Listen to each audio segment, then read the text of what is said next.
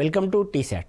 ఈరోజు మనం జీవశాస్త్రంలో భాగంగా అంతఃస్రావిక వ్యవస్థలో ఆల్రెడీ కొన్ని గ్రంథుల గురించి మరి ఆ గ్రంథులు స్రవించేటువంటి హార్మోన్ల గురించి చర్చించడం జరిగింది. ఈరోజు మరికొన్ని గ్రంథుల గురించి చూద్దాం.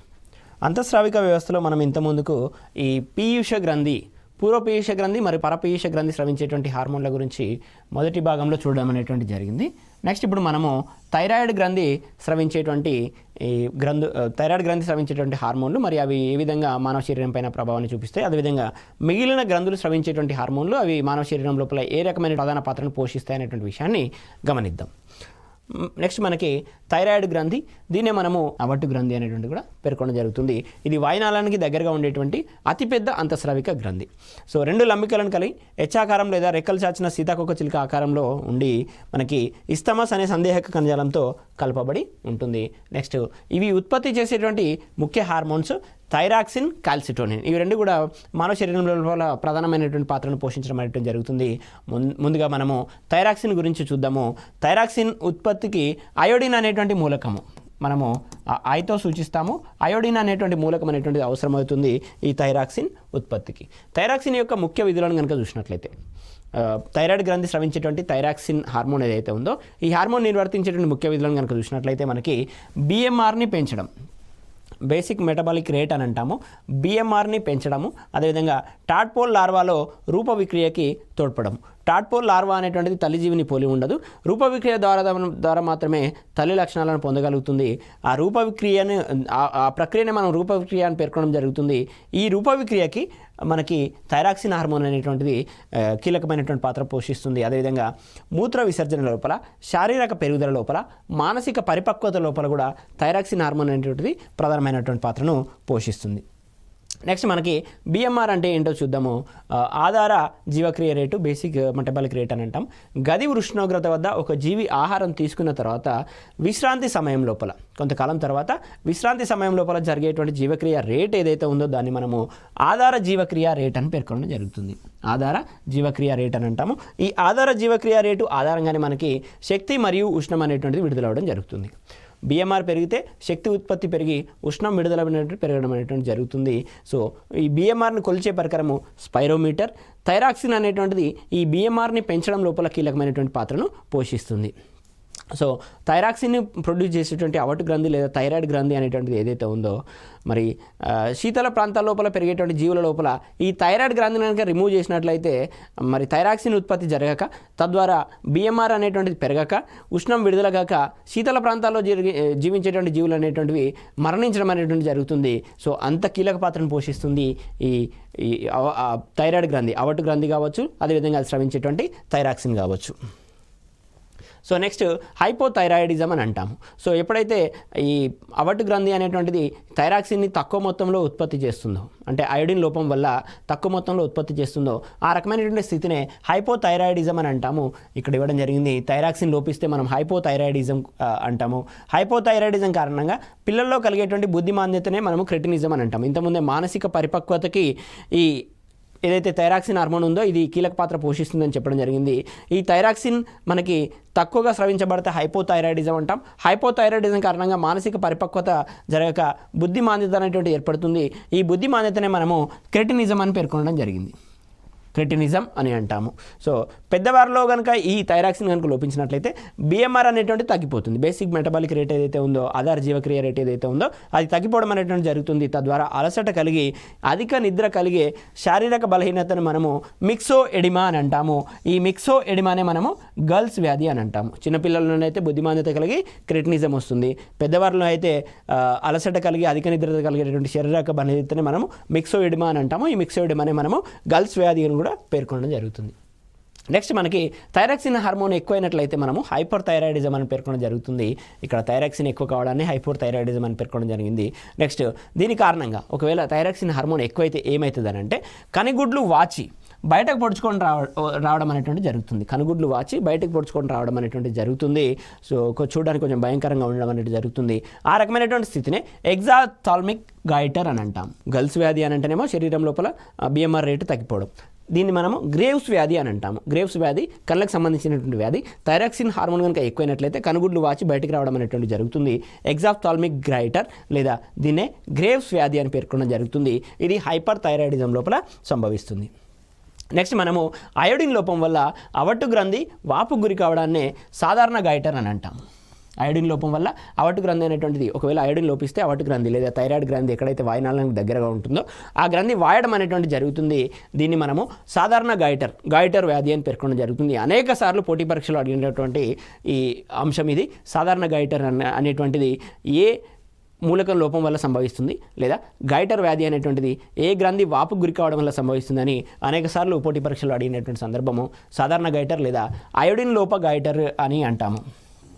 అయోడిన్ లోప గైటర్ అని అంటాము.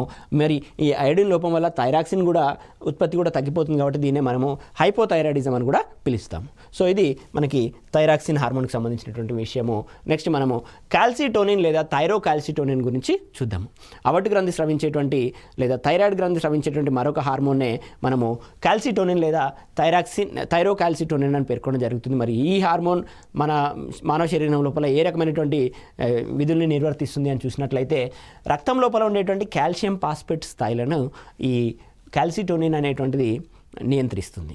రక్తం లోపల కాల్షియం మరియు ఫాస్ఫేట్ అనేటువంటిది ఉంటుంది. వాటి యొక్క స్థాయిలను ఈ కాల్సిటోనిన్ అనేటువంటిది నియంత్రిస్తుంది. రక్తంలో మనకి కాల్షియం స్థాయి కనుక ఎక్కువగా అయిందన్నట్లే ఆ ఎక్కువైనటువంటి కాల్షియంని తీసుకెళ్ళి ఎముకల లోపల డిపాజిట్ చేయడం అనేటువంటిది జరుగుతుంది. సో ఆ రకంగా ఎముకలు అనేటువంటివి దృఢంగా ఉండడానికి ఈ కాల్సిటోనిన్ అనేటువంటిది ఉపయోగపడుతుంది. అదేవిధంగా రక్త కాల్షియంను తగ్గిస్తుంది. సో రక్త కాల్షియంని తగ్గించేది కాల్సిటోనిన్. రక్త కాల్షియంని పెంచేటువంటి మరొక హార్మోన్ ఉంది. దాని గురించి కూడా మనం నెక్స్ట్ స్లైడ్ లోపల చూద్దాము. దాన్నే పారాథార్మోన్ అని పేర్కొనడం జరుగుతుంది. పారాథార్మోన్ అని పేర్కొనడం అనేటువంటి జరుగుతుంది. సో ఈ పారాథార్మోన్ ప్రభావానికి వ్యతిరేకంగా పనిచేస్తుంది. కాల్సిటోనిన్ ఏమో రక్త కాల్షియంని తగ్గించి ఎముకల లోపల జమ చేయడం అనేటువంటి జరుగుతుంది. పారాథార్మోన్ అనేటువంటి హార్మోన్ మాత్రము రక్త కాల్షియంని పెంచడానికి పనిచేస్తుంది. కాబట్టి పారాథార్మోన్కి కాల్సిటోనిన్ అనేటువంటి వ్యతిరేకంగా పనిచేస్తుందని ఇవ్వడం జరిగింది. నెక్స్ట్ రక్త ప్లాజ్మాలోని అధిక కాల్షియం స్థాయి కాల్సిటోనిన్ ఉత్పత్తిని ప్రేరేపించును. అంటే రక్తం లోపల ప్లాజ్మా లోపల మనకు కాల్షియం అనేటువంటిది ఎక్కువ అవుతుంది అనుకోండి. అప్పుడు ఆ కాల్షియం ఉత్పత్తిని ఆ కాల్షియం స్థాయిని తగ్గించాలి. కాబట్టి దానికి అవసరమైనటువంటి కాల్సిటోనిన్ ఉత్పత్తి అనేటువంటి జరగాలి. ఆ రకంగా ఎప్పుడైతే రక్త ప్లాజ్మా లోపల కాల్షియం అనేటువంటిది అధికమవుతుందో అప్పుడు కాల్సిటోనిన్ ఉత్పత్తి అనేటువంటిది ప్రేరేపించబడుతుందని గుర్తుంచుకోండి. ఇది కాల్సిటోనిన్ గురించి. నెక్స్ట్ మనము పార్శ్వ అవర్టు గ్రంథి లేదా పారాథైరాయిడ్ గ్రంథి అని పిలవడం జరుగుతుంది. దీన్నే పారాథైరాయిడ్ గ్రంథి అని పేర్కొనడం జరుగుతుంది. ఈ పార్శ్వ అవర్టు గ్రంథి ఎక్కడ ఉంటుంది అంటే థైరాయిడ్ గ్రంథికి పక్కనే ఉంటుంది. థైరాయిడ్ గ్రంథి వాయునాళానికి దగ్గరగా ఉంటుంది. ఆ థైరాయిడ్ గ్రంథికి పక్కనే పార్శ్వ అవర్టు గ్రంథి లేదా పారాథైరాయిడ్ గ్రంథి అనేటువంటిది ఉండడం జరుగుతుంది. ఇంతకుముందే చెప్పాను, ఉత్పత్తి చేసేటువంటి హార్మోను పారాథార్మోన్ హార్మోన్. సో ఈ పారాథార్మోన్ అనేటువంటిది రక్తం లోపల కాల్షియం స్థాయిని పెంచుతుంది. కాల్సిటోనిన్ ఏమో రక్తం లోపల కాల్షియం స్థాయిని ఫాస్ఫేట్ స్థాయిని తగ్గిస్తుంది. పారాథార్మోన్ ఏం చేస్తుంది? ఇక్కడ పారాథార్మోన్ అనేటువంటిది కాల్షియం స్థాయిని పెంచుతుందని గుర్తుంచుకోండి. దీని ఉత్పత్తిని ప్రసరణ ద్రవాలలోని కాల్షియం అయాన్ స్థాయి నియంత్రిస్తుంది. ప్రసరణ ద్రవాలు అంటే ఏంటి? రక్తంలోని కాల్షియం అయాన్ స్థాయి అనేటువంటిదే ఈ పారాథార్మోన్ యొక్క ఉత్పత్తిని కూడా నియంత్రిస్తుంది. సో ఇక్కడ చూద్దాం ఏం చేస్తుందో ఇది. పారాథార్మోన్ రక్తం లోపల ఎముకల లోపల కాల్షియం ఫాస్ఫరస్ల స్థాయిని పెంచును. కావున దీన్ని హైపర్ కాల్సిమిక్ హార్మోన్ అని పేర్కొనడం అనేటువంటిది జరుగుతుంది. కావున దీనిని హైపర్ కాల్సిమిక్ హార్మోన్ అని అంటాం. ఎందుకంటే కాల్షియం యొక్క స్థాయిని పెంచుతుంది కాబట్టి హైపర్ కాల్సిమిక్ హార్మోన్ అని పేర్కొనడం జరుగుతుంది. నెక్స్ట్ పారాథార్మోన్ అనేటువంటిది కాల్సిటోనిన్తో కలిసి శరీరం లోపల కాల్షియం సమతుల్యతని బ్యాలెన్స్ని సాధించడం అనేటువంటి జరుగుతుంది. కాల్షియం యొక్క లెవెల్స్ని బ్యాలెన్స్ చేయడం అనేటువంటి జరుగుతుంది. ఏ హార్మోన్తో కలిసి? కాల్సిటోనిన్. ఇంతకుముందే నేర్చుకున్నాం, కాల్సిటోనిన్ అనేటువంటిది రక్తంలో ఉన్నటువంటి కాల్షియంని తగ్గించి ఎముకలో డిపాజిట్ చేస్తుంది. పారాథార్మోన్ రక్తంలో ఉన్నటువంటి కాల్షియంని పెంచడం జరుగుతుంది. సో ఈ రకంగా పారాథార్మోన్ కాల్సిటోనిన్ రెండు కలిసి కూడా కాల్షియం యొక్క బ్యాలెన్స్ని సాధించడం అనేటువంటి జరుగుతుంది. అనగా ఈ హార్మోన్ కాల్సిటోనిన్కి వ్యతిరేకంగా పనిచేయడం. అక్కడ ఏం చెప్పుకున్నాం? కాల్సిటోనిన్ అనేటువంటి హార్మోన్ పారాథార్మోన్కి వ్యతిరేకంగా పనిచేస్తుంది. సో ఇక్కడ పారాథార్మోన్ అనే హార్మోన్ కాల్సిటోనిన్కి వ్యతిరేకంగా పనిచేస్తుంది అనే విషయాన్ని గుర్తుంచుకోండి. పోటీ పరీక్షల లోపల అడగొచ్చు, ఈ కింది ఏ రెండు హార్మోన్లు ఒకదానికొకటి వ్యతిరేకంగా పనిచేస్తాయని. కాల్సిటోనిన్ మరియు పారాథార్మోన్ లోపం వల్ల కండరాలు ఎల్లప్పుడూ సంకోచ స్థితిలో ఉండడాన్ని మనము టెటానీ అని అంటాం. టెటానీ అని పేర్కొనడం జరుగుతుంది. పారాథార్మోన్ లోపం వల్లనే ఈ టెటానీ అనేటువంటి సిచ్యువేషన్ వస్తుంది. ఈ టెటానీ లోపల కండరాలు అనేటువంటివి ఎప్పుడు కూడా సంకోచ స్థితిలో ఉంటాయి. కండరాలు సాధారణంగా సంకోచ సడలికలను సూచిస్తూ మనకి అవయవాలను కదల్చడానికి ఉపయోగపడతాయి. కానీ టెటానీ సిచ్యువేషన్ లోపల, టెటానీ వ్యాధి లోపల కండరాలు అనేటువంటివి ఎప్పుడు కూడా సంకోచ స్థితిలోనే ఉంటాయి. పారాథార్మోన్ అధిక స్రావం వల్ల ఎముకలు పెలుసుగా మారడాన్ని ఆస్టియోపోరోసిస్ అని అంటాం. పారాథార్మోన్ అనేటువంటిది ఏదైతే ఉందో, ఈ పారాథార్మోన్ అనేటువంటిది అధికంగా స్రవించినట్లయితే ఈ పారాథార్మోన్ అనేటువంటిది రక్తం లోపల కాల్షియం స్థాయిని పెంచుతుంది. కావున ఎముకల లోపల కాల్షియం స్థాయి అనేటువంటిది తగ్గిపోతుంది. ఎప్పుడైతే ఎముకల లోపల కాల్షియం స్థాయి అనేటువంటి తగ్గిపోతుందో అప్పుడు ఎముకలు అనేటువంటివి దృఢంగా ఉండకుండా పెలుసుగా మారి ఈజీగానే విరిగిపోవడం అనేటువంటి జరుగుతుంది. చిన్న చిన్న గాయాలకే విరిగిపోవడం అనేటువంటి జరుగుతుంది. ఆ రకమైనటువంటి పరిస్థితిని మనము ఆస్టియోపోరోసిస్ అని అంటాము. ఆస్టియోపోరోసిస్ అని అంటాము. పోర్స్ అంటే తెలుసు మీకు, చిన్న చిన్న రంధ్రాలు. ఆస్టియో అంటే తెలుసు, ఎముకల లోపల ఉండేటువంటి కణాలనే ఆస్టియోసైట్స్ అని అంటాము. ఈ ఎముకల లోపల ఉండేటువంటి కణాల లోపల రంధ్రాలు ఏర్పడి మనకి పెలుసుగా మారడం అనేటువంటి జరిగి ఎముకలు ఊరికనే విరిగిపోవడం అనేటువంటి జరుగుతుంది. ఆ రకమైనటువంటి సిచ్యువేషన్నే మనము ఆస్టియోపోరోసిస్ అని పేర్కొంటాం. నెక్స్ట్ మనం చూసినట్లయితే అధివృక్క గ్రంథి, దీన్నే మనము అడ్రినల్ గ్రంథి అని పేర్కొనడం జరుగుతుంది. ఇది మనకి ఒక జత అధివృక్క గ్రంథులు అనేటువంటివి మానవ శరీరం లోపల 2 మూత్రపిండాల పైన టోపీల రూపంలో ఉండడం అనేటువంటి జరుగుతుంది. టోపీల రూపంలో ఉండడం అనేటువంటి జరుగుతుంది. సో ఆ రకంగా టోపీ వల్ల ఉన్నటువంటి గ్రంథులని మనము అధివృక్క గ్రంథులు అని పేర్కొంటున్నాము. సో వీటిలో అధివృక్క గ్రంథి లోపల 2 భాగాలు అనేటువంటివి ఉంటాయి, వల్కలము మరియు దవ్వ. అధివృక్క గ్రంథి లోపల 2 భాగాలు అనేటువంటి ఉంటాయి, వల్కలము మరియు దవ్వ. మరి ఈ వల్కలము ఏ రకమైనటువంటి హార్మోన్లని ఉత్పత్తి చేస్తుంది, దవ్వ ఏ రకమైనటువంటి హార్మోన్లను ఉత్పత్తి చేస్తుంది అనే విషయాన్ని చూసినట్లయితే అధివృక్క వల్కలము మనకి ఉత్పత్తి చేసేటువంటి హార్మోన్లనే స్టెరాయిడ్ హార్మోన్లు లేదా కార్టికాయిడ్స్ అని పేర్కొనడం జరుగుతుంది. అధివృక్క గ్రంథి యొక్క వల్కల ప్రాంతం నుండి మనకి కార్టికాయిడ్స్ అనేటువంటి హార్మోన్లు స్రవించబడుతున్నాయి. ఈ కార్టికాయిడ్స్ని మనము 2 రకాలుగా విభజించవచ్చు. అవి గ్లూకోకార్టికాయిడ్స్ మరియు మినరలో కార్టికాయిడ్స్ అని గుర్తుంచుకోండి. సో అధివృక్క గ్రంథి వల్కలం స్రవించేటువంటి కార్టికాయిడ్స్ని గ్లూకోకార్టికాయిడ్స్గా మరియు మినరలో కార్టికాయిడ్స్గా వర్గీకరించడం జరిగింది. గ్లూకోకార్టికాయిడ్స్ అనేటువంటివి పేరులోనే ఉంది. గ్లూకోజ్ అని అంటే కార్బోహైడ్రేట్ల యొక్క జీవక్రియ లోపల పాల్గొంటుంది గ్లూకోకార్టికాయిడ్. సో హృదయ ప్రసరణ వ్యవస్థ అంటే రక్త ప్రసరణ వ్యవస్థ, అదేవిధంగా మూత్రపిండ విధులను ఈ గ్లూకోకార్టికాయిడ్స్ అనేటువంటివి నియంత్రించబడేటువంటి జరుగుతుంది. ఈ గ్లూకోకార్టికాయిడ్స్ ప్రతి ఉజ్వలన చర్యల లోపల కూడా పాల్గొంటాయి. ప్రతి ఉజ్వలన చర్యలు అని అంటే హ్యూమన్ రెస్పాన్స్ సిస్టమ్స్. మన బాడీ అనేటువంటిది కొంత రోగనిరోధక వ్యవస్థను కలిగి ఉండి అన్య పదార్థాలు ఏవైనా జీవి శరీరంలోకి ప్రవేశించినప్పుడు ఆ జీవి చూపించేటువంటి చర్యలనే ప్రతి ఉజ్వలన చర్యలు అని అంటాము, హ్యూమన్ రెస్పాన్స్ చర్య అంటాము. ఎగ్జాంపుల్ ఎలర్జీ అని గుర్తుంచుకోండి. ఈ గ్లూకోకార్టికాయిడ్స్ అనేటువంటివి ప్రతి ఉజ్వలన చర్యలు కూడా కలుగజేస్తాయి. సో నెక్స్ట్ మనకి రోగ నిరోధక ప్రతిస్పందనలు కూడా అణిచివేస్తుంది. ఎక్కువగా జరిగేటువంటి ప్రతిస్పందనలు ఏవైతే ఉన్నాయో హైపర్ యాక్టివ్ అని అంటాం కదా, ఆ రకమైనటువంటి రోగ నిరోధక ప్రతిస్పందనలు కూడా ఈ హార్మోన్ అనేటువంటిది అణిచివేయడం అనేటువంటి జరుగుతుంది. దీన్నే మనము ఒత్తిడి హార్మోన్ అని కూడా పేర్కొంటాము, స్ట్రెస్ హార్మోన్ అని కూడా పేర్కొంటాము ఈ గ్లూకోకార్టికాయిడ్స్ని. అదేవిధంగా గ్లూకోకార్టికాయిడ్స్ కనుక తక్కువ మొత్తం లోపల ఉత్పత్తి అయినట్లయితే చెమట అధికంగా నష్టపోయి అలసట, నీరసం, నాలుకపై మచ్చలు ఏర్పడడాన్నే ఎడిసన్స్ వ్యాధి అని అంటాము. ఎడిసన్స్ వ్యాధి ఏ హార్మోన్ లోపం వల్ల కలుగుతుంది అని అంటే గుర్తుపెట్టుకోండి, గ్లూకోకార్టికాయిడ్స్ లోపం వల్ల కలుగుతుంది. మరి ఈ ఎడిసన్స్ వ్యాధిలో ఉండేటువంటి లక్షణాలు ఏంటి అని అంటే మనకి అలసట, నీరసంతో పాటు నాలుక పైన మచ్చలు ఏర్పడుతూ ఉంటాయి. దాన్నే మనము ఎడిసన్స్ వ్యాధిగా పేర్కొంటాం. నెక్స్ట్ ఈ హార్మోన్ కనుక ఎక్కువైంది అనుకోండి, ఏదైతే గ్లూకోకార్టికాయిడ్స్ ఉన్నాయో ఈ హార్మోన్ కనుక ఎక్కువైనట్లయితే కండర ప్రోటీన్లు అనేటువంటివి విచ్చిత్తి చెందడం జరుగుతుంది. కండరం లోపల ప్రోటీన్లు అనేటువంటి నిల్వలు ఉంటాయి. ఈ ప్రోటీన్ల నిల్వల యొక్క విచ్చిత్తి మనకి ఈ హార్మోన్లు ఎక్కువైతే జరుగుతుంది.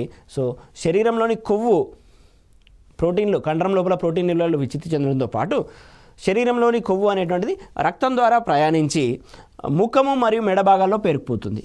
ముఖము మరియు మెడ భాగాల్లో పేరుకుపోవడం అనేటువంటి జరుగుతుంది. ముఖము మరియు మెడ భాగాల్లో పేరుకుపోయి ముఖము ఉబ్బినట్లుగా మరియు మెడ ఉబ్బినట్టుగా ఉంటుంది. ఆ రకమైనటువంటి వ్యాధినే మనము కూషింగ్ వ్యాధి అని పేర్కొంటాం. కూషింగ్ వ్యాధి అని పేర్కొంటాము. ఈ హార్మోన్ కనుక తక్కువగా స్రవించబడినట్లయితే వచ్చేటువంటి వ్యాధి ఎడిసన్స్ వ్యాధి. ఈ హార్మోన్ కనుక ఎక్కువగా స్రవించినట్లయితే రక్తంలోని కొవ్వు అనేటువంటిది ముఖము మరియు మెడ భాగాల్లో పేరుకుపోయి మనకి కూషింగ్ వ్యాధి సంభవించడం అనేటువంటి జరుగుతుందని గుర్తుంచుకోండి. ఇది గ్లూకోకార్టికాయిడ్స్ గురించి. నెక్స్ట్ మనము మినరలో కార్టికాయిడ్స్ గురించి చూద్దాము. ఈ మినరలో కార్టికాయిడ్స్ అధివృక్క వల్కలం స్రవించేటువంటి మరొక రకమైనటువంటి హార్మోనే మినరలోకార్టికాయిడ్స్. ఇది నీరు, ఎలక్ట్రోలైట్ మరియు సమతుల్యతని సంభవించడం జరుగుతుంది. అంటే మనకి వాటర్ కావచ్చు, ఎలక్ట్రోలైట్స్ ఏవైతే విద్యుత్ విశ్లేషకాలు ఉన్నాయో మన రక్తం లోపల, వాటి యొక్క బ్యాలెన్స్ని ఈ మినరలోకార్టికాయిడ్స్ అనేటువంటివి చేపట్టడం జరుగుతుంది. దీని లోపల ఆల్డోస్టిరాన్ అనేటువంటిది ఉంటుంది. ఇది శరీరంలోని నీరు మరియు సోడియంలను శోధించుకుంటుంది, అంటే గ్రహించుకోవడం, అబ్జర్వ్ చేసుకోవడం. వాటర్ మరియు సోడియంని గ్రహించుకోవడం, పొటాషియంని విసర్జించడం లోపల మనకి ఈ ఆల్డోస్టిరాన్ అనేటువంటిది కీలకమైన పాత్రని పోషిస్తుంది మినరలోకార్టికాయిడ్స్ లోపల భాగంగా. నెక్స్ట్ మనం చూసినట్లయితే ఇప్పటివరకు మనం అధివృక్క గ్రంథి యొక్క వల్కలం స్రవించేటువంటి హార్మోన్ల గురించి చూడడం జరిగింది. ఇప్పుడు అధివృక్క గ్రంథి లోపల ఉన్నటువంటి దవ్వ భాగం నుండి ఏర్పడేటువంటి హార్మోన్ గురించి చూద్దాము. అధివృక్క దవ్వ నుండి మనకు ఎడ్రినెలిన్ వెరీ ఇంపార్టెంట్ హార్మోన్ ఇది. దీన్నే మనము ఎపినెఫ్రిన్ అని కూడా పేర్కొంటాము. అదేవిధంగా నార్ ఎడ్రినలిన్ అనేటువంటి మరొక హార్మోన్ అనేటువంటిది, దీన్నే నార్ ఎపినెఫ్రిన్ అని కూడా అంటాము.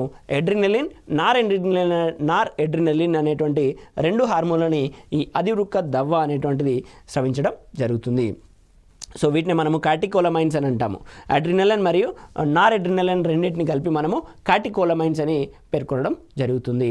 మరి వీటి యొక్క విధులను కనుక చూసినట్లయితే ఇవి ఉద్వేగ సమయంలో, అంటే ఉద్వేగం అని అంటే బాధ కావచ్చు, కోపం కావచ్చు, దుఃఖం కావచ్చు, అదేవిధంగా బ్లడ్ ప్రెషర్ ఎక్కువ పెరగడం కావచ్చు, కంటి విప్పారం జరగడం కావచ్చు, కంటిపాప విప్పారం జరగడం కావచ్చు, అదేవిధంగా అతి శీతల పరిస్థితుల్లో కావచ్చు, మరియు మనం పోరాడే సమయం లోపల వేరే జీవులతో పోరాడే సమయంలో కావచ్చు ఎక్కువగా ఇది ఉత్పత్తి చేయబడడం అనేది జరుగుతుంది, అడ్రినలిన్ హార్మోన్.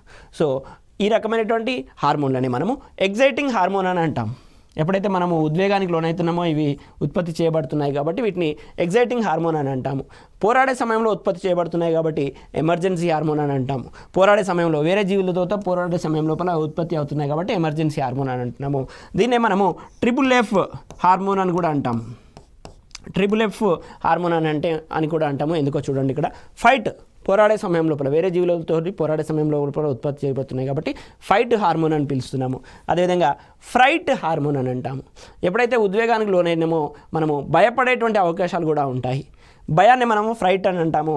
ఫ్రైట్. అదేవిధంగా ఫ్లైట్ అని అంటే పారిపోవడం. సో ఎప్పుడైతే మనకు భయం కలుగుతుందో అప్పుడు మనం పారిపోవడం అనేటువంటి జరుగుతుంది కాబట్టి దీన్నే మనము FFF హార్మోన్ లేదా ఫ్లైట్, పారిపోవడం, ఆ విధంగా FFF హార్మోన్ అని కూడా పిలవడం అనేటువంటి జరుగుతుంది. సో ఈ హార్మోన్స్ గ్లైకోజన్ విచ్చిత్తిని ప్రేరేపించి, గ్లైకోజన్ అంటే ఏంటి, ఇక్కడ గ్లూకోజ్ అనేటువంటిది రక్తం లోపల మనకి స్టోర్ అయ్యే విధానాన్ని గ్లైకోజన్ అని అంటాం. ఎక్కువైనటువంటి గ్లూకోజ్ అనేటువంటిది గ్లైకోజన్ రూపం లోపల మనకి స్టోర్ కావడం, నిల్వ చేయబడడం అనేటువంటి జరుగుతుంది. ఈ గ్లైకోజన్ ఎప్పుడైతే గ్లూకోజ్ అవసరం ఉంటుందో మరలా గ్లైకోజన్ విచ్చిత్తి చెంది గ్లూకోజ్ అనేటువంటిది రావడం జరుగుతుంది. దీన్నే మనము గ్లైకోజెనాలసిస్ అని అంటాము. గ్లైకోజన్గా మారడాన్ని గ్లూకోజెనాలసిస్ అని అంటాము. తిరిగి గ్లూకోజ్గా మారడాన్ని గ్లైకోజెనాలసిస్ అని అంటాం. ఇక్కడ మళ్ళీ రాస్తున్నాను. గ్లూకోజ్ అనేటువంటిది గ్లైకోజన్ని GLYతో సూచిస్తున్నాను. గ్లూకోజ్ అనేటువంటిది గ్లైకోజన్గా మారడాన్ని గ్లూకోజెనాలసిస్ అని అంటాం. అదేవిధంగా గ్లైకోజన్ అనేటువంటిది తిరిగి గ్లూకోజ్గా మారడాన్ని గ్లైకోజెనాలసిస్ అని అంటాము. ఈ క్రియాజనకం కనుక ఇటువైపు వచ్చినట్లయితే గ్లూకోజెనాలసిస్, ఇక్కడ గ్లైకోజెనాలసిస్ అని గుర్తుపెట్టుకోండి. సో గ్లైకోజన్ విచ్ఛేత్తిని ప్రేరేపించి రక్తం లోపల గ్లూకోజ్ స్థాయిని పెంచుతుంది. మనకి ఏవైతే మనకి ఈ హార్మోన్స్ ఉన్నాయో FFF హార్మోన్ అని పేర్కొంటున్నాం కదా అవి. సో నెక్స్ట్ మనము బీజకోశాల గురించి చూస్తున్నాం. మానవుల లోపల, పురుషుల లోపల, స్త్రీల లోపల ఈ బీజకోశాలు అనేటువంటి ఉండడం జరుగుతుంది. పురుషుల్లో ఉండేటువంటి బీజకోశాలను ముష్కాలని పేర్కొనగా, స్త్రీలలో ఉండేటువంటి బీజకోశాలను స్త్రీ బీజకోశాలని పేర్కొనడం అనేది జరుగుతుంది. మరి ఈ స్త్రీ బీజకోశాలు, ముష్కాలు ఏ రకమైనటువంటి హార్మోన్లని స్రవిస్తున్నాయో ఒకసారి చూద్దాం. మనం చూసినట్లయితే స్త్రీ బీజకోశాలు, వీటి నుండి ఈస్ట్రోజన్ మరియు ప్రొజెస్టిరాన్ అనే రెండు హార్మోన్లు విడుదలవడం జరుగుతుంది. స్త్రీ ప్రత్యుత్పత్తి వ్యవస్థలో రెండు స్త్రీ బీజకోశాలు అనేటువంటి ఉండడం జరుగుతుంది. వీటి నుండి మనకు ఈస్ట్రోజన్, ప్రొజెస్టిరాన్ అనేటువంటి రెండు హార్మోన్లు విడుదలవడం జరుగుతుంది.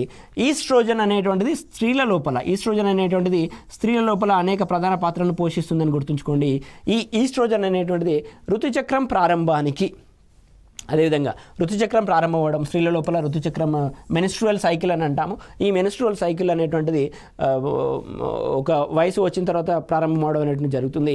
ఈ ఋతుచక్రం ప్రారంభం అవడానికి కీలకంగా పనిచేసేటువంటి హార్మోన్ ఈస్ట్రోజన్. అదేవిధంగా స్తనాల అభివృద్ధికి మరి ఈస్ట్రోజన్ అనేటువంటిది పనిచేయడం అనేటువంటి జరుగుతుంది. మరి బాలికల లోపల కొంత వయసు వచ్చిన తర్వాత, కౌమార దశలో వచ్చిన తర్వాత వాళ్ళకి గొంతు మారడం అనేటువంటిది కూడా జరుగుతుంది. దాన్నే కీచు గొంతు అని పేర్కొంటాం మనము. మనకి ఋతుచక్రం ప్రారంభానికి, స్తనాల అభివృద్ధికి, అదేవిధంగా కీచు గొంతు రావడానికి కారణమవుతుంది ఈస్ట్రోజిన్.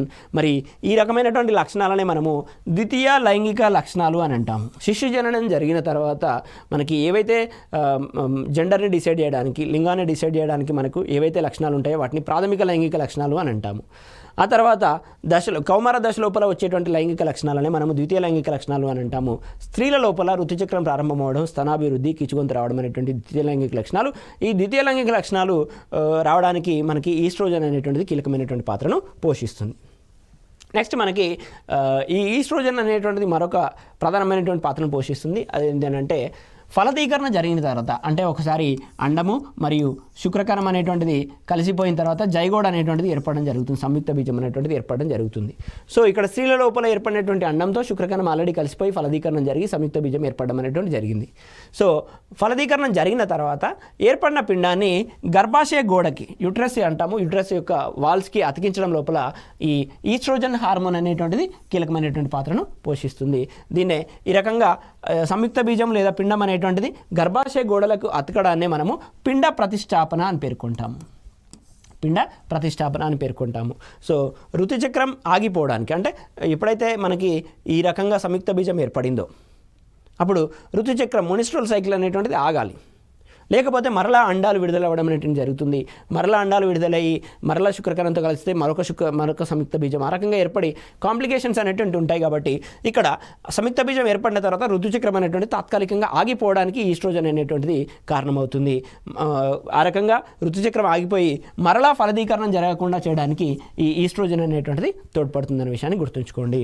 నెక్స్ట్ మనకి ఎప్పుడైతే ఈ పిండము గర్భాశయ గోడలకి అతుక్కుంటుందో అప్పుడు గర్భాశయ పెరుగుదలకి, అంటే ఆ శిశువుకి సరిపడా స్పేస్ని ఈ గర్భాశయం అనేటువంటిది ప్రొవైడ్ చేయాలి. కాబట్టి గర్భాశయం పెరుగుదలకు కూడా ఈస్ట్రోజన్ అనేటువంటిది తోడ్పడుతుంది. అదేవిధంగా జరాయువు ఏర్పడకి మనకు తెలుసు, తల్లి యొక్క కణజాలం, తల్లి యొక్క గర్భాశయ గోడకి మరియు శిశువు యొక్క ఉల్బక ద్రవం మధ్యలో ఏర్పడేటువంటి కణజాలాన్ని జరాయువు అని అంటాము. ఈ జరాయువు అనేటువంటిది శిశువుకి అవసరమైనటువంటి ఆహార పదార్థాలను, ఆక్సిజన్ని సరఫరా చేసేటువంటి తాడు లాంటి నిర్మాణము. సో ఈ జరాయువు ఏర్పడడానికి కూడా ఈస్ట్రోజన్ అనేటువంటిది కీలక పాత్రను పోషిస్తుంది. నెక్స్ట్ మనం చూసినట్లయితే ముష్కాలు, పురుష ప్రత్యుత్పత్తి వ్యవస్థ లోపల ముష్కాల గురించి కూడా నేర్చుకోవడం జరిగింది. మరొకసారి ఇక్కడ ముష్కాలు ఏ రకమైనటువంటి హార్మోన్లని స్రవిస్తున్నాయని చూసినట్లయితే వీటిలోని లీడిక్ కణాలు, ఈ లీడిక్ కణాలు అనేటువంటివి మధ్యంతర కణాలు, శుక్రకణం ఏర్పడడానికి అవసరమైనటువంటి మధ్యంతర కణాలు. లీడిక్ కణాల నుంచి పురుషుల లోపల ద్వితీయ లైంగిక లక్షణాలని ప్రేరేపించేటువంటి టెస్టోస్టిరాన్ అనేటువంటి హార్మోన్ని విడుదల చేస్తాయి. స్త్రీల లోపల ఈస్ట్రోజన్ అనేటువంటిది కీలకమైనటువంటి హార్మోన్. అదే ద్వితీయ లైంగిక లక్షణాలు అనేటువంటి కీచుగొంతు, స్తనాభివృద్ధి మరియు ఋతుచక్రం ప్రారంభం అవడం అనేటువంటి ద్వితీయ లైంగిక లక్షణాలు కలిగజేస్తుంది. మరి పురుషుల లోపల మీసాలు గడ్డాలు రావడము, గొంతు మారడం లాంటివి ద్వితీయ లైంగిక లక్షణాలు. ఈ ద్వితీయ లైంగిక లక్షణాలు రావడానికి కారణమైనటువంటి హార్మోనే టెస్టోస్టిరాన్. ఈ టెస్టోస్టిరాన్ని లీడిక్ కణాల నుంచి మనకి ఉత్పత్తి కావడం అనేటువంటి జరుగుతుంది.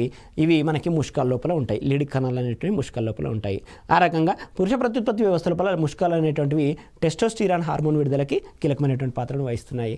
నెక్స్ట్ టెస్టోస్టిరాన్ కనుక లేకపోయినట్లయితే, టెస్టోస్టిరాన్ ఉత్పత్తి కనుక జరగకపోయినట్లయితే మనకి నపుంసకత్వము లేదా వంధ్యత్వం అనేటువంటిది ఏర్పడుతుంది, ఇన్ఫెర్టిలిటీ అని అంటాము. సో టెస్టోస్టిరాన్ లేకపోయినట్లయితే మగవారిలో వంధ్యత్వం అనేటువంటిది కలుగుతుందని గుర్తుంచుకోండి. నెక్స్ట్ మనకున్నటువంటి మరొక గ్రంథి థైమస్ గ్రంథి లేదా బాల గ్రంథి అని అంటాము. ఇది ఊపిరితిత్తులకు మధ్య గుండెకు దగ్గరగా రెండు లంబికలతో ద్విలంబికాయుతంగా ఉండడం అనేటువంటి జరుగుతుంది. దీన్నే బాల గ్రంథి అని అంటాము. ఎందుకంటే మనకి 14 సంవత్సరాల వరకు మాత్రమే ఈ థైమస్ గ్రంథి లేదా బాల గ్రంథి అనేటువంటిది ఉండి తర్వాతి దశ లోపల అదృశ్యం అవ్వడం అనేది జరుగుతుంది. కాబట్టి బాల గ్రంథిగా పేర్కొనడం జరుగుతుంది.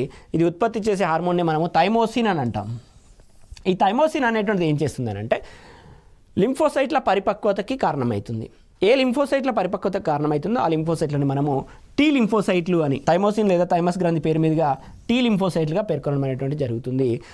ప్రతిదేహ కళను ఏర్పాటు చేయడంలో సహాయపడి దేహ ద్రవ నిర్వర్తిత అసంక్రామ్యతను మనం వివిధ రకాలైనటువంటి చూడడం జరిగింది. కణ మధ్యవర్తిత్వ అసంక్రామ్యత, అదేవిధంగా దేహ ద్రవ నిర్వర్తిత అసంక్రామ్యత అని పేర్కొనడం జరిగింది. దేహ ద్రవ నిర్వర్తిత అసంక్రామ్యత లోపల మనకి థైమోసిన్ లేదా ఈ టీ లింఫోసైట్లు అనేటువంటివి పాల్గొనడం అనేటువంటి జరుగుతుంది. నెక్స్ట్ మనకి ఉన్నటువంటి మరొక గ్రంథి జరాయువు ఏదైతే కణజాలాలతో ఏర్పడుతుందో ఆ కణజాలతో ఏర్పడేటువంటి జరాయువు అనేటువంటిది పెరుగుతున్న పిండానికి తల్లి గర్భాశయ గోడకు మధ్యన ఏర్పడేటువంటి తాడు లాంటి నిర్మాణం. ఇది ఆహారం ఆక్సిజన్ కూడా అందిస్తుందని పేర్కొన్నాము. హెచ్సిజి అనేటువంటి హార్మోన్ని స్రవించి మనకి ప్రెగ్నెన్సీ కన్ఫర్మేషన్ కోసం మనం చేసేటువంటి టెస్టే హెచ్సిజి టెస్ట్ అని అంటాము. మనము యూరిన్ లోపల కూడా ఈ హెచ్సిజి కనపడడం అనేటువంటి జరుగుతుంది. మనము ఇళ్లలో వాడేటువంటి కిట్ల లోపల మనకి 2 లైన్స్ రావడానికి కారణమైన హార్మోన్ కూడా హెచ్సిజి హార్మోన్ అని గుర్తుంచుకోండి. సో ఆ రకంగా హెచ్సిజి అనే హార్మోన్ స్రవించి జరాయువు స్రవించేటువంటి హార్మోన్ హెచ్సిజి మన గర్భనిర్ధారణలో తోడ్పడుతుంది. రిలాక్సిన్ అనేటువంటి హార్మోన్ని ఉత్పత్తి చేసి గర్భాశయ కండరాలను సంకోచ సరళికలకు గురి చేయడం అనేటువంటి జరుగుతుంది. ఆ రకంగా సంకోచ సరళికలకి గురి చేసి సుఖప్రసవానికి శిశు జననానికి ముందులో మనకి సుఖప్రసవం అనేటువంటిది కీలకమైనటువంటి పాత్రను రిలాక్సిన్ హార్మోన్ కారణంగా వస్తుంది. నెక్స్ట్ మనము ఉన్నటువంటి మరొక గ్రంథి క్లోమము. ఈ క్లోమం గురించి మనము జీర్ణ వ్యవస్థ లోపల క్లుప్తంగా వివరించడం జరిగింది. ఒకసారి ఆ క్లాస్ని రివైజ్ చేసుకోండి. నెక్స్ట్ మనకు ఉన్నటువంటి గ్రంథి పీనియల్ గ్రంథి లేదా ఎపిఫైసిస్ అని అంటాము. ఇది ఉత్పత్తి చేసేటువంటి మెలటోనిన్ అనేటువంటి ఏదైతే హార్మోన్ ఉందో మరి ఈ మెలటోనిన్ హార్మోన్ కారణంగా దిన ప్రవర్తన లేదా సర్కేడియన్ రిథమ్స్ అని అంటాం, సర్కేడియన్ లయలు అని అంటాము. అంటే మనము ఒక సందర్భంలో ఏ టైంకి పడుకోవాలో ఆ టైంకి నిద్ర రావడం అనేటువంటిది, ఏ టైంకి లేవాలో ఆ టైంకి రావడం అనేటువంటిది, పలానా టైంకి ఆకలి అవ్వడము, ఈ రకమైనటువంటి లయలన్నింటినీ సర్కేడియన్ లయలు అని అంటాము. ఇది రాత్రిపూట అధికంగా స్రవించబడుతుందని గుర్తుంచుకోండి. ఈ సర్కేడియన్ లయలను నియంత్రించేదే పీనియల్ గ్రంథి ద్వారా వచ్చేటువంటి మెలటోనిన్ హార్మోన్. సో దీని ప్రధాన లక్ష్యము హైపోథాలమస్లోని సూప్రాకయాస్మాటిక్ సెంటర్ అని అంటాం. సూప్రాకయాస్మాటిక్ సెంటర్. ఈ సూప్రాకయాస్మాటిక్ సెంటర్ కారణంగానే మన లోపల సర్కేడియన్ రిథమ్స్ లేదా సర్కేడియన్ లయలు, వీటిని జీవలయలు అని కూడా పేర్కొంటాము. ఈ జీవలయలు అనేటువంటివి సూప్రాకయాస్మాటిక్ సెంటర్ ద్వారానే నియంత్రించడం అనేటువంటి జరుగుతుంది. సో ఇదే మనకి జీవ గడియారంగా పనిచేస్తుంది. సూప్రాకయాస్మాటిక్ కేంద్రం అనేటువంటి జీవ గడియారాన్ని నియంత్రించి సర్కేడియన్ లయలను నియంత్రించడం అనేది జరుగుతుంది. ఇది మనకు హైపోథాలమస్లో ఉంటుంది. హైపోథాలమస్లో ఉన్నటువంటి ఈ రకమైనటువంటి లయలను మనకి మెలటోనిన్ అనేటువంటి హార్మోన్ అనేటువంటిది మనకి నియంత్రిస్తుందని గుర్తుంచుకోండి. నెక్స్ట్ మనకి జఠరాంతరనాళ హార్మోన్లు, దీన్ని కూడా జీర్ణ వ్యవస్థలో చర్చించడం జరిగింది. ఈ జఠర ప్రదేశం ఏదైతే ఉందో జఠర ఆంత్రనాళం అని అంటాము. జఠర ఆంత్రనాళంలో ఉన్నటువంటి శ్లేష్మ కణాలు అనేటువంటివి ఈ రకమైనటువంటి హార్మోన్లను ఉత్పత్తి చేయడం అనేటువంటి జరుగుతుంది. వీటిని పెప్టైడ్ హార్మోన్లు అని పేర్కొంటారు. హార్మోన్లు అనేటువంటి ప్రోటీన్ హార్మోన్గా, కార్బోహైడ్రేట్ హార్మోన్గా మరియు పెప్టైడ్ హార్మోన్గా ఉండడం అనేటువంటి జరుగుతుంది. ఇవి ప్రత్యేకంగా పెప్టైడ్లు అమైనో యాసిడ్లతోని తయారైనటువంటి హార్మోన్లు కనుక పెప్టైడ్ హార్మోన్లు అని పేర్కొనడం జరుగుతుంది. శ్లేష్మ కణాల నుండి ఉత్పత్తి చేయబడతాయి కాబట్టి వీటిని జఠరాంతరనాళ హార్మోన్లు అని పేర్కొనడం అనేటువంటి జరిగింది. నెక్స్ట్ మనం చూసినట్లయితే హైపోథాలమస్. సో ఇది నాడీ మరియు అంతఃస్రావిక వ్యవస్థలను అనుసంధానం చేస్తుంది. మనము ఇంతకుముందు చెప్పుకున్నప్పుడు మనకి నియంత్రణ అనేటువంటిది 2 వ్యవస్థల ద్వారా సాధ్యమవుతుంది. నాడీ వ్యవస్థ మరియు అంతఃస్రావిక వ్యవస్థ. నాడీ వ్యవస్థ అనేటువంటిది నాడుల ద్వారా జరుగుతుంది. అంతఃస్రావిక వ్యవస్థ అనేటువంటిది హార్మోన్ల ద్వారా జరుగుతుంది. ఈ రెండింటిని అనుసంధానం చేసేటువంటిదే హైపోథాలమస్. హైపోథాలమస్. సో మనకి తెలుసు పీయూష గ్రంథి అనేటువంటిది మాస్టర్ గ్లాండ్ అని పేర్కొంటాం. ఎందుకంటే పీయూష గ్రంథి అనేటువంటిది అన్ని రకాల గ్రంథులని తన ఆధీనంలో ఉంచుకుంటుంది. దీన్నే మాస్టర్ గ్లాండ్ అని పేర్కొంటాము. దీన్ని కింగ్ ఆఫ్ ఆల్ గ్లాండ్స్ అని కూడా పేర్కొంటాం. పీయూష గ్రంథిని, హైపోథాలమస్ని కాదు, పీయూష గ్రంథిని మాస్టర్ గ్లాండ్ లేదా కింగ్ ఆఫ్ ఆల్ గ్లాండ్స్ అని పేర్కొంటాం. అది అన్ని గ్రంథులను నియంత్రిస్తుంది కాబట్టి. కానీ ఇక్కడ ఉన్నటువంటి హైపోథాలమస్ ఏదైతే ఉందో ఆ హైపోథాలమస్ ఈ పీయూష గ్రంథిని నియంత్రిస్తుంది. కావున మాస్టర్ నియంత్రణ కేంద్రము అని పేర్కొంటాం మనం. పీయూష గ్రంథి మాస్టర్ కాబట్టి, ఆ మాస్టర్ని నియంత్రిస్తుంది కాబట్టి హైపోథాలమస్ని మాస్టర్ నియంత్రణ కేంద్రం అని పేర్కొనడం అనేటువంటిది జరుగుతుంది. ఇది మనకు అంతఃస్రావిక వ్యవస్థలో ఉన్నటువంటి వివిధ రకాల గ్రంథులు మరియు ఆ గ్రంథులు స్రవించేటువంటి హార్మోన్లు. మరో క్లాస్లో మరో చక్కని పాఠ్యాంశంతో మేము ముందుకు వస్తాను. Thank you one and all.